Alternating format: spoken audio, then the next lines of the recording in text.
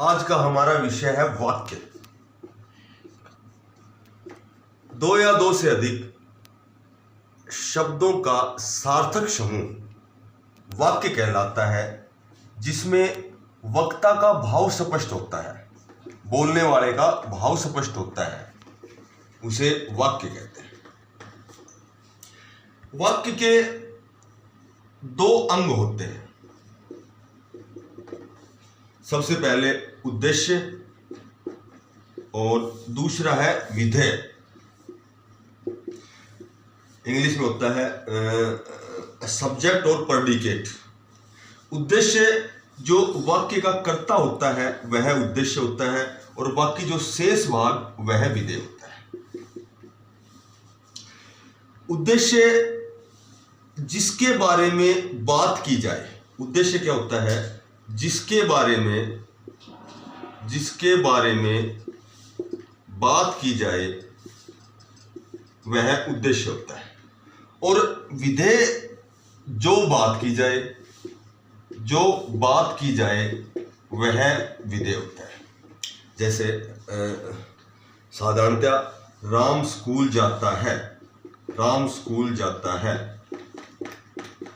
अब किसके बारे में बात की गई है? राम के बारे में। इसलिए उद्देश्य तो राम है, बाकी जो शेष भाग बच गया वह विधेय है। शेष भाग जो बच गया, जो बात की गई, अब राम क्या कार्य कर रहा है? स्कूल जाता है। ये स्कूल जाता है, ये पूरा विधेय है, और राम क्या है? उद्देश्य है। मैं थोड़ा सा और विस्तृत बताता हूं आपको उद्देश्य और विधेय।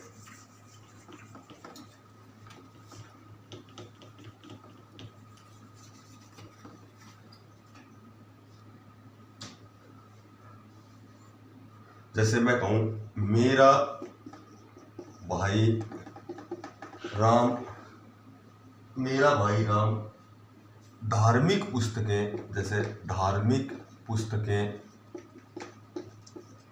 अधिक पढ़ता है। बड़े ध्यान से सुनना, मैंने एक एग्जाम्पल दिया है, मेरा भाई राम धार्मिक पुस्तकें अधिक पढ़ता है। इसमें उद्देश्य क्या है? तो हमें पता है कि उद्देश्य तो सब्जेक्ट कर्ता होता है, और इसमें कर्ता क्या है? राम करता है। और जो ये मेरा भाई है ये क्या है? तो मोटी बात ये है,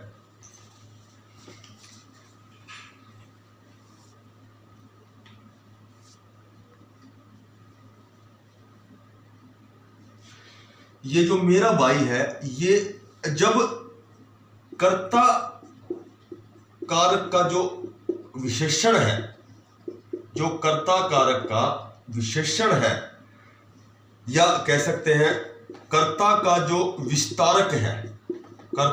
विस्तारक है, वे दोनों मिलकर के उद्देश्य होते हैं। क्योंकि मेरा भाई राम का विस्तारक है, कर्ता कारक का विशेषण है, या यूं कहें कि ये जो कर्ता है इसका विस्तारक है। ये इसमें जब उद्देश्य पूछा जाता है तो इसमें एक तो कर्ता, और कर्ता के साथ जो विस्तारक होता है, और विस्तारक क्या होता है? विस्तारक होता है कि कर्ता कारक का विशेषण होता है। तो कर्ता सब्जेक्ट और उसका जो विस्तारक होता है वह दोनों मिलकर के उस वाक्य का उद्देश्य होता है। इसमें उद्देश्य है मेरा भाई राम। अब पुस्तकें क्या है? कर्म। कैसी पुस्तक है? धार्मिक। ये कर्म का विस्तारक है। ये पढ़ता है क्या है? क्रिया। और ये इसकी क्रिया की विशेषता बता रहा है, अधिक पढ़ता है। तो इसलिए जो क्रिया की विशेषता बताता है वह क्रिया का विस्तारक होता है, जो कर्म की विशेषता बताता है वो कर्म का विस्तारक होता है। तो कर्म और कर्म का विस्तारक, क्रिया और क्रिया का विस्तारक, ये सभी इस वाक्य का विधेय है। फिर सुनो, जैसे मैं कहूं, अब छोटी सी बात नॉर्मल है, जैसे मैं कहूं राम का भाई स्कूल जाता है। अब जैसे नॉर्मल सा एग्जांपल है, इसमें उद्देश्य क्या है? तो इसमें राम चूंकि सब्जेक्ट है, लेकिन राम का भाई ये पूरा इसमें उद्देश्य है, और जो बच गया शेष भाग वो सारा विधेय है। अब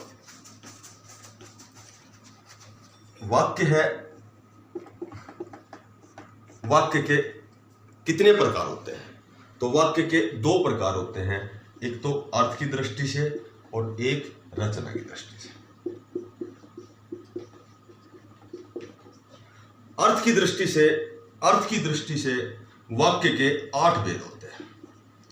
अर्थ की दृष्टि से वाक्य के 8 भेद होते हैं। सबसे पहले विधानवाचक।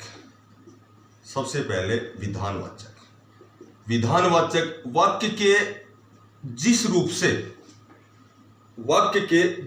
से विधान का बोध हो, या हम सिंपली कह सकते हैं वाक्य के जिस रूप से हमें जानकारी प्राप्त हो, किसी के बारे में कोई भी जानकारी प्राप्त हो, वे सभी एग्जाम्पल, सभी उदाहरण विधानवाचक के होते हैं। हमें जिस वाक्य के द्वारा किसी के बारे में जानकारी प्राप्त हो, वे सभी विधानवाचक होते हैं। जैसे जानकारी में ऐसे सारे सेंटेंस ले लो, सारे वाक्य ले लो, जैसे राम राजा दशरथ के पुत्र थे। अब ये जानकारी प्राप्त हो रही है, राम राजा दशरथ के पुत्र थे। अब इस प्रकार के सारे सेंटेंस विधानवाचक के होते हैं, नंबर 1। नंबर 2, निषेधवाचक। वाक्य के जिस रूप से किसी कार्य के न होने का बोध हो, किसी कार्य के न होने का बोध हो, निषेधवाचक, नकारात्मक वाक्य। राम कल स्कूल नहीं गया, ऐसे सारे जिसमें नहीं का प्रयोग है या न का प्रयोग है, वे सभी वाक्य निषेधवाचक होते हैं। नंबर 3, प्रश्नवाचक। प्रश्नवाचक में प्रत्यक्ष रूप से जब हम किसी के सामने कोई प्रश्न करते हैं, वे सभी, साइन ऑफ इंटेरोगेशन लगता है लास्ट में, वे सभी वाक्य प्रश्नवाचक वाक्य होते हैं। नंबर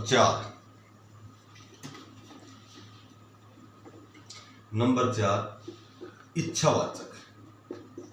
इच्छावाचक में वाक्य के जिस रूप से इच्छा का बोध हो, आकांक्षा का बोध हो या आशीर्वाद का बोध हो, वे सभी वाक्य इच्छावाचक होते हैं। जैसे कोई भी एग्जाम्पल ले लो, भगवान करे, अब यहां हमें थोड़ा विराम मिल रहा है, भगवान करे, यहां रुक रहे थोड़ा सा, या अल्प विराम का प्रयोग होगा, भगवान करे आप सफल हो।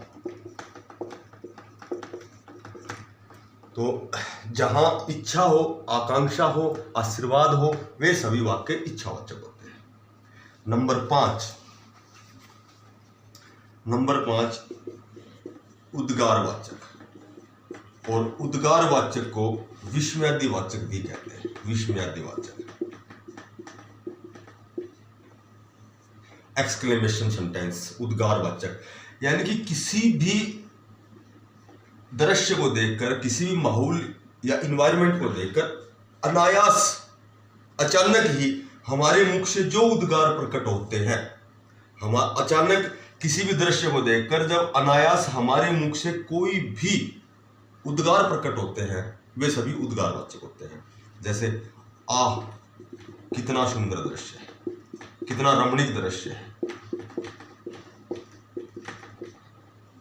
इस प्रकार के वाक्य सभी उद्गारवाचक होते हैं। नंबर 6, संदेहवाचक।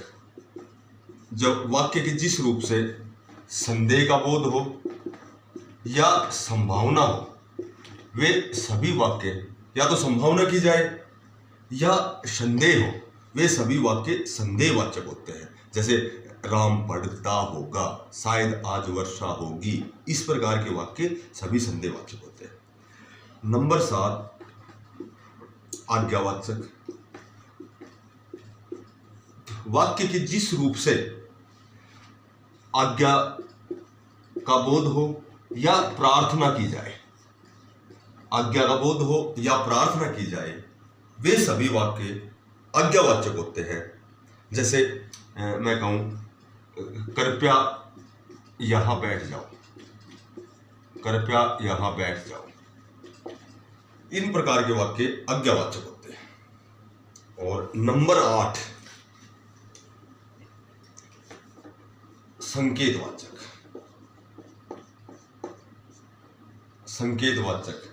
संकेत में वाक्य के जिस रूप से या तो संकेत का बोध हो, या इनको कंडीशनल वाक्य भी कहते हैं, शर्त में, शर्तबोधक या संकेतवाचक। शर्तबोधक वाक्य होते हैं ये सारे, इसमें कंडीशन होती है, कंडीशनल सेंटेंस होते हैं ये। या तो संकेत किया जाए, जैसे मैं कहूं राम का घर उधर है, अब ये संकेत है, राम का घर उधर है, ये संकेत किया गया वाक्य में। या मैं कहूं कि जैसे कंडीशनल कैसे होगी कि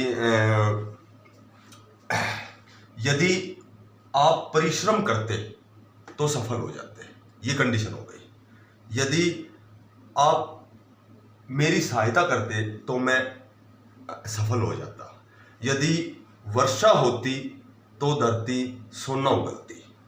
ये कंडीशनल वाक्य और संकेतवाचक एक ही बात है, दोनों ओब्लिक लगा दिया मैंने। ये अर्थ की दृष्टि से वाक्य के 8 भेद होते हैं। अब रचना की दृष्टि से वाक्य के कितने भेद हैं, उससे पहले मैं आपको एक छोटी सी बात बताऊंगा। एक होता है कि वाक्य में जो त्रुटियां हैं, जो गलतियां हैं, वे कितने प्रकार की होती हैं। वाक्य में जो गलतियां हैं वे 3 प्रकार की होती हैं। सबसे पहले पदक्रम संबंधी गलती होती है, दूसरी वाच्य संबंधी गलती होती है, और तीसरी जो गलती होती है वो बलाघात संबंधी होती है।